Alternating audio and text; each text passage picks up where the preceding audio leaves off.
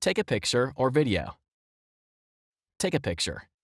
From the home screen, select the Camera app. You can also access the camera by double-pressing the power lock button. To set the camera's flash setting, select the flash icon, then select the desired flash option.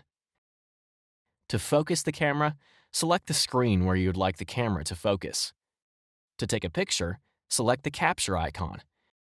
To take a screenshot, quickly press the volume down and side buttons simultaneously. Take a video. To take a video, from the Camera app, select Video. Select the Record icon. To capture a still picture while recording a video, select the Capture icon. Select the Stop icon to stop recording. Videos will automatically be saved to your gallery. Access, edit, and share a picture or video. To view, edit, and share pictures or videos, from the home screen, select the Photos app.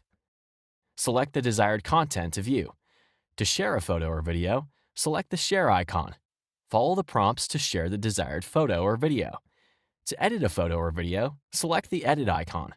Follow the prompts to edit the desired photo or video.